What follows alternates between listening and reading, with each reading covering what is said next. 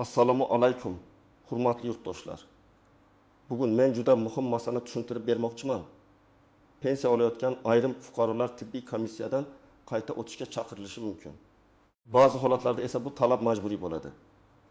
Bu mavzu nafaqat hozir pensiyada bo'lganlarga, balki ularning farzandlari, nabiralari, nogironlik pensiyasi yoki nafaqa olayotgan yaqinlari bor oilalarga ham bevosita tegishli. Agar siz meni ham chaqirishadimi? Pensiyam to'xtab qolmaydimi? Komissiyadan o'tmasam nima bo'ladi deb xavotir olayotgan bo'lsangiz, bugungi tushuntirishni oxirigacha eshiting. Hozirning o'zida kanalga obuna bo'ling. Videoga like bosing, chunki bunday ma'lumotlar ko'pchilikning huquqini himoya qilishga yordam beradi. Men avvalo eng muhim narsani aniq aytib qo'yaman. Hamma pensiya oluvchi fuqarolar bir xil tartibda tibbiy komissiyadan o'tavermaydi. Oddiy yoshga doir pensiya olayotgan, ya'ni erkaklar belgilangan pensiya yoshiga yetgani, ayollar belgilangan yoshga yetgani uchun pensiya olayotgan bo'lsa, odatda ularning pensiyasi tibbiy komissiya xulosasiga bog'liq emas. Bunday pensiya mehnat staji, ish haqi, sug'urta badallari va qonunda belgilangan yosh asosida tayinlanadi. Lekin nogironlik pensiyasi, nogironlik nafaqasi, mehnat qobiliyatini yo'qotganlik bilan bog'liq to'lovlar, ayrim imtiyozli holatlar bo'yicha tayinlangan to'lovlar bor. Ana shu toifadagi fuqarolar uchun tibbiy komissiya xulosasi juda muhim hisoblanadi. Chunki davlat bu to'lovni fuqaroning sog'lig'i, mehnat qobiliyati, nogironlik guruhi, kasallik darajasi yoki parvarishga muhtojligi asosida belgilaydi. Shuning uchun vaqti bilan qayta ko'rikdan o'tish talabi qo'yilishi mumkin. Oldin ko'pchilik tibbiy komissiyadan bir marta o'tgandan keyin masala tugadi deb o'ylardi. Masalan, odamga ikkinchi guruh nogironlik berildi. U pensiya yoki nafaqa ola boshladi. Keyin yillar davomida hech kim uni chaqirmadi. Lekin amalda har bir xulosaning o'z muddati bo'ladi. Ba'zi xulosalar ma'lum muddatga, masalan 1 yilga, 2 yilga yoki kasallik holatiga qarab boshqa muddatga berilishi mumkin. Ayrim og'ir va tiklanmaydigan holatlarda esa muddatsiz nogironlik belgilanadi. Farq mana shunda. Hozir ko'proq e'tibor elektron bazalarini tartibga keltirish, nafaqa va pensiyalarni qonuniy asosda to'lash, muddati tugagan tibbiy xulosalarni qayta ko'rib chiqish masalasiga qaratilmoqda. Natijada ayrim pensionerlar yoki nafaqa oluvchilar tibbiy komissiyadan qayta o'ting degan xabar, chaqiruv yoki ogohlantirish olishi mumkin. Bu xabarni olgan odam darhol vahimaga tushmasligi kerak, lekin beparvo ham bo'lmasligi shart. Chunki belgilangan muddatda ko'rikdan o'tmaslik to'lovlarining vaqtincha to'xtatilishiga sabab bo'lishi mumkin. Men buni oddiy qilib tushuntiraman. Agar siz yoshga doir pensiya olayotgan bo'lsangiz va pensiyangiz nogironlik guruhi yoki tibbiy xulosaga bog'liq bo'lmasa, tibbiy komissiya masalasi sizga bevosita ta'sir qilmasligi mumkin. Masalan, 65 yoshli otaxon 35 yil ishlagan, yoshga doir pensiyaga chiqqan, nogironlik guruhi yo'q. Bunday holatda uning pensiyasi tibbiy komissiyadan o'tishiga bog'liq emas. Lekin ertaki yoshli fuqaro belgilangan, yoshga yetmagan bo'lsa, ammo ikkinchi guruh nogironlik asosida pensiya olayotgan bo'lsa, u tibbiy komissiya muddatini albatta tekshirish kerak. Chunki uning to'lovi aynan nogironlik holati tasdiqlanganiga bog'liq. Agar komissiya xulosasi muddati tugagan bo'lsa va u qayta ko'rikdan o'tmasa, tizimda uning huquqi vaqtincha tasdiqlanmagan deb ko'rinishi mumkin. Yana bir misol, ayol kishi og'ir jarrohlik amaliyotidan keyin 3-guruh nogironlik olgan. Unga 1 yil muddatga nogironlik belgilangani aytilgan. 1 yil o'tgandan keyin sog'lig'i yaxshilangan bo'lsa, komissiya guruhni olib tashlashi yoki o'zgartirishi mumkin. Agar kasallik davom etsa, guruh uzaytirilishi mumkin. Demak, bu yerda asosiy hujjat shifokorlarning xulosasi, tahlillar, davolanish tarixlari va tibbiy ko'rsatkichlardir. Yana bir vaziyatni olaylik. 7000 yoshli onaxon yoshga doir pensiya oladi. Lekin qo'shimcha tarzda parvarishga muhtojlik, nogironlik yoki imtiyozli to'lov bo'yicha hujjat rasmiylashtirilgan bo'lishi mumkin. Bunday holatda uning asosiy pensiyasi saqlanadi. Ammo qo'shimcha to'lov yoki imtiyozlar tibbiy xulosa bilan bog'liq bo'lsa, qayta komissiya masalasi paydo bo'ladi. Shuning uchun har bir fuqaro men qaysi asosda pul olyapman degan savolga aniq javob topish kerak. Men ko'p murojaatlarda bitta holatni ko'raman. Odamlar oldin hech kim so'ramas edi, endi nega chaqiryapti deb hayron bo'lishadi. Sababi shundaki, so'nggi yillarda davlat xizmatlari, tibbiy ma'lumotlar pensiya va nafaqa tizimlari bosqichma-bosqich elektronlashtirilmoqda. Oldin qog'oz hujjatlar papkada yotgan bo'lsa, bugun ko'plab ma'lumotlar bazalarida ko'rinadi. Muddati tugagan xulosa, takroriy ko'rik sanasi, nogironlik guruhi, nafaqa turi, to'lov asosi kabi ma'lumotlarni solishtirish osonlashgan. Bu nimaga olib keladi? Birinchidan, haqiqatan ham yordamga muhtoj fuqarolarning huquqi aniqroq himoya qilinadi. Ikkinchidan, hujjati muddati tugagan, lekin qayta tasdiqlanmagan holatlar aniqlanadi. Uchinchidan, ayrim noto'g'ri rasmiylashtirilgan yoki eskirgan ma'lumotlar bo'yicha qayta tekshiruv bo'lishi mumkin. Men bu jarayonni faqat jazolash deb tushunmaslik kerakligini aytaman. Bu tartib hisob-kitob va qonuniylik masalasidir. Ammo amaliyotda muammo shundaki, ko'p pensionerlar bu tartibni tushunmaydi. Kimdir telefoniga kelgan xabarni o'qimaydi. Kimdir mahalla yoki poliklinika chaqiruvga beparvo qaraydi. Kimdir men kasalman, bora olmayman deb uyda qoladi. Natijada muddat o'tib ketadi. Keyin esa pensiya yoki nafaqasi kamaygani, to'xtaganini yoki qayta hisoblanganini ko'rib vahimaga tushadi. Shuning uchun men sizga oldindan harakat qilishni maslahat beraman. Tibbiy komissiya odamni shunchaki ko'zdan kechirib, ha yoki yo'q deb qaror qilmaydi. Aslida u fuqaroning kasallik tarixi, tashxislari, tahlillari, davolanish natijalari, mehnat qobiliyati, mustaqil harakatlanishi, o'ziga o'zi xizmat qila olishi, doimiy parvarishga muhtojligi kabi holatlarni baholaydi. Masalan, yurak kasalligi bor odamning faqat yuragim og'riydi degan gap yetarli bo'lmasligi mumkin. Kardiolog xulosasi, elektrokardiogramma, ultratovush tekshiruvlari, shifoxonada davolanganligi haqidagi ma'lumotlar kerak bo'ladi. Agar fuqaro insultdan keyin qo'l-oyog'i harakatida cheklov bilan qolgan bo'lsa, nevropatolog xulosasi, reabilitatsiya natijalari. Kompyuter tomografiya yoki boshqa tekshiruvlar, yurish, gapirish, o'zini boshqarish qobiliyati haqida ma'lumot talab qilinishi mumkin.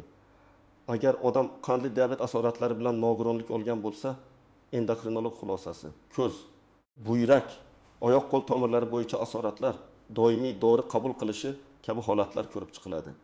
Birinchi misol, 62 yoshli erkak ikkinchi guruh nogironlik pensiyasi oladi.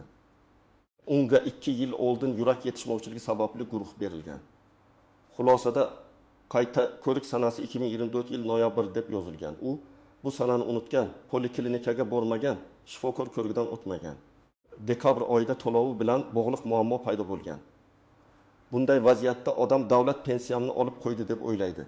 Lekin asl sabab qayta ko'rik muddati o'tgan bo'lishi mumkin. To'g'ri yo'l. Darhol oilaviy shifokorga borish, tibbiy hujjatlarni tiklash, komissiyaga yo'llanma olish va holatni rasmiy tarzda hal qilish. Ikkinchi misol, 55 yoshli ayol 3-guruh nogironlik asosida nafaqa oladi.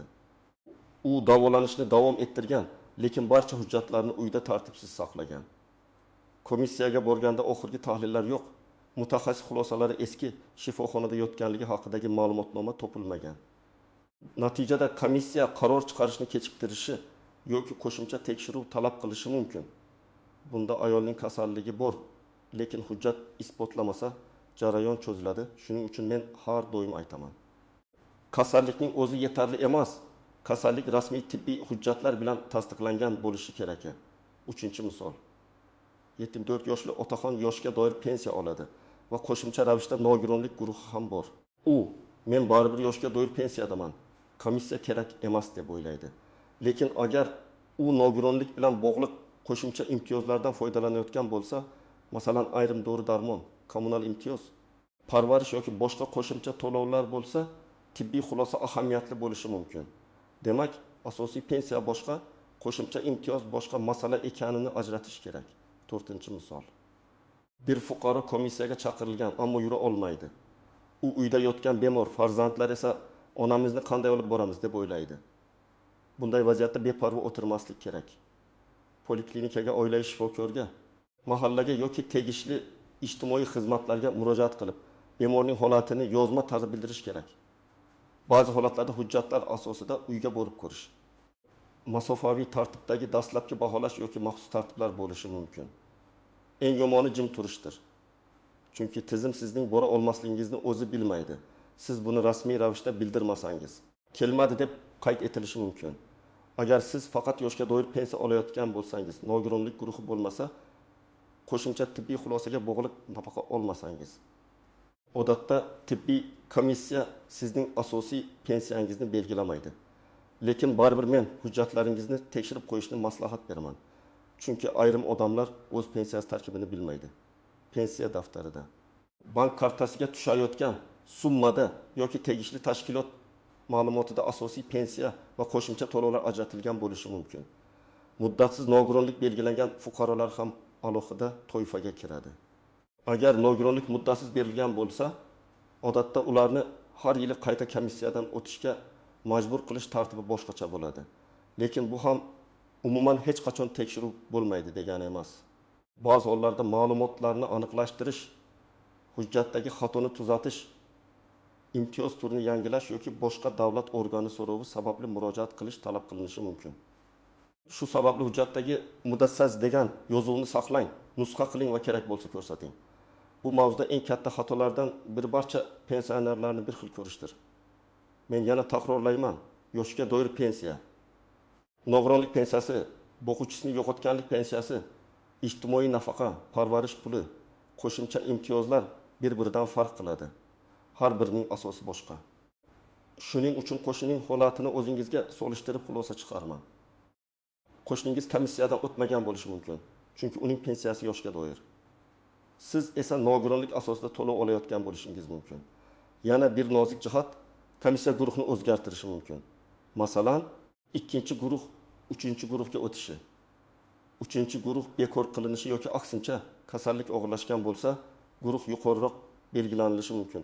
Bu qaror faqat odamning xohishiga qarab emas, tibbiy mezonlarga qarab qabul qilinadi.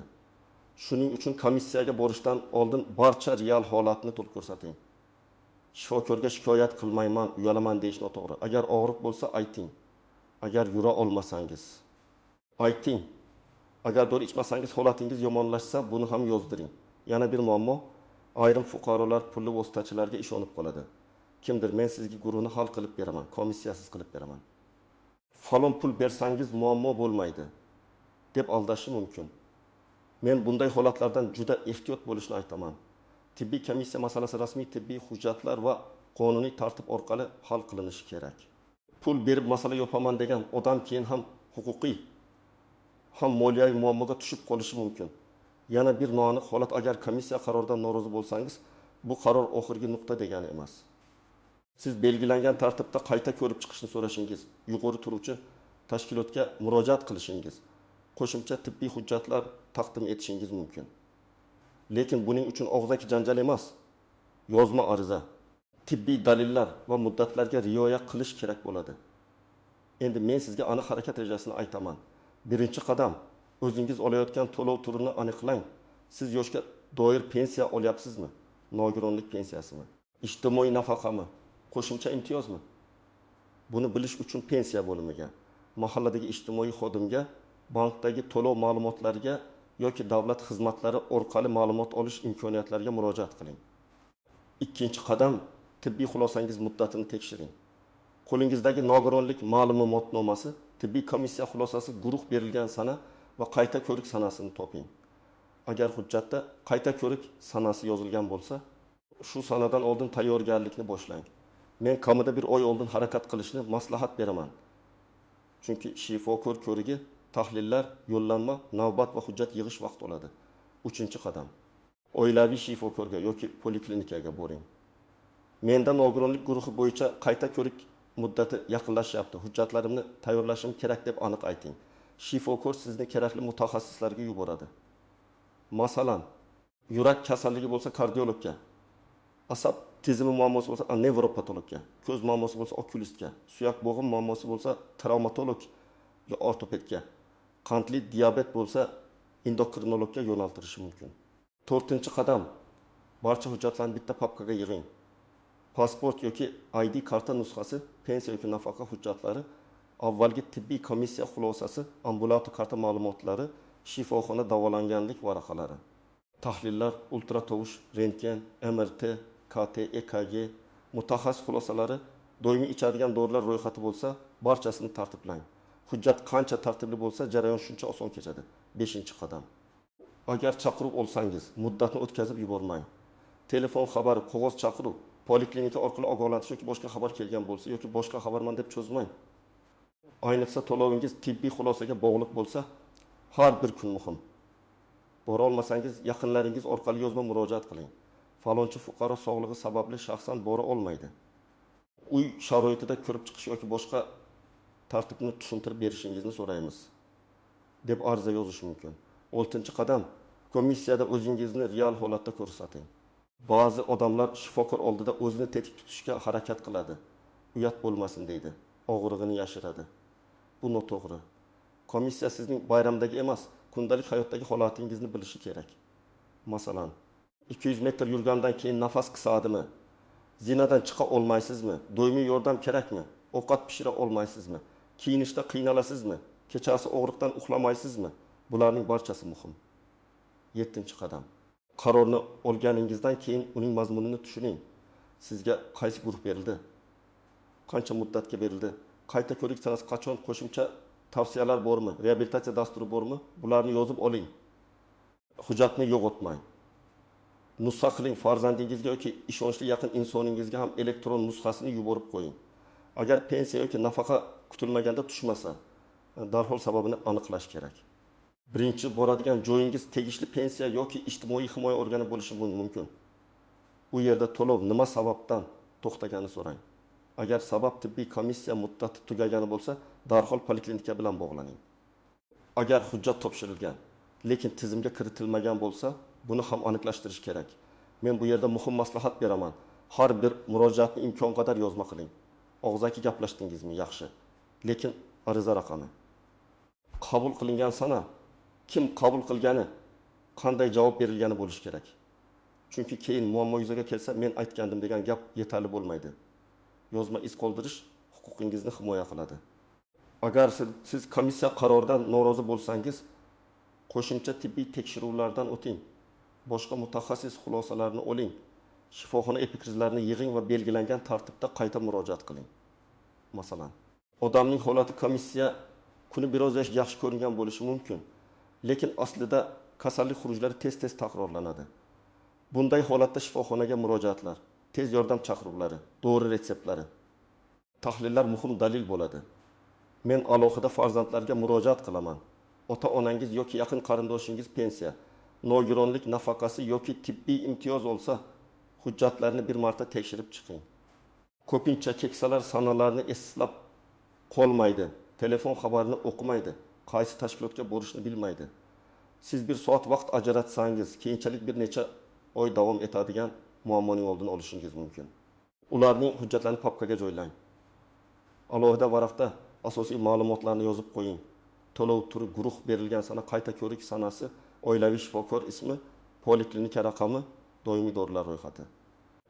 Agar yaqin insoningiz yolg'iz yashasa, telefoniga keladigan xabarlarni vaqti bilan tekshirib turing. Bu oddiy ishdek ko'rinadi, lekin juda katta muammolarning oldini oladi. Birinchi xato, meni hech kim chaqirmadi. Demak, borishim shart emas deb o'ylash. Aslida qayta ko'rik sanasi hujjatda yozilgan bo'lishi mumkin.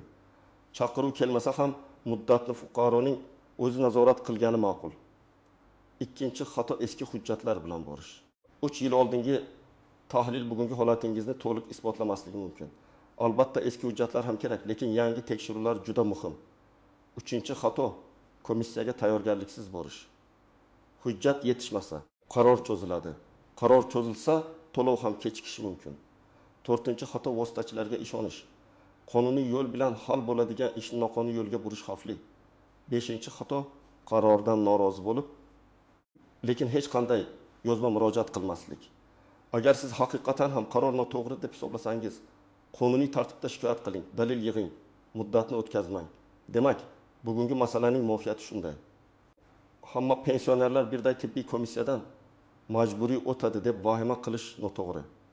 Lekin nogironlik pensiyasi, nogironlik nafaqasi, parvarish yoki tibbiy xulosaga bog'liq imtiyoz olayotgan fuqarolar qayta ko'rik muddatini juda jiddiy nazorat qilishi kerak. Hujjat muddati tugasa komissiyadan o'tish talab qilinadi. Aks holda to'lovlarda muammo chiqishi mumkin. Men sizga tavsiya qilaman. Bugun hujjatlaringizni tekshiring. Qaysi asosda pensiya yoki nafaqa olayotganingizni aniqlang. Qayta ko'rik sanasini yozib qo'ying. kerakli tibbiy hujjatlarni yig'ishni kechiktirmang. Agar ota-onangiz yoki yaqinlaringiz bunday to'lov olsa, ularga yordam bering. Birgina e'tiborsizlik pensiya yoki nafaqaning vaqtincha to'xtab qolishiga olib kelishi mumkin. Agar sizda shunday chaqiruv bo'lgan bo'lsa, komissiyada o'tgan bo'lsangiz yoki pensiya to'lovida muammo yuzaga kelgan bo'lsa, tajribangizni izohlarda yozib qoldiring. Sizning fikringiz boshqa insonlarga ham foyda beradi. Videoga like bosing. Kanalga obuna bo'ling va yaqinlaringizga ham yuboring. Chunki bu ma'lumot bugun bo'lmasa, ertaga har bir oilaga kerak bo'lishi mumkin.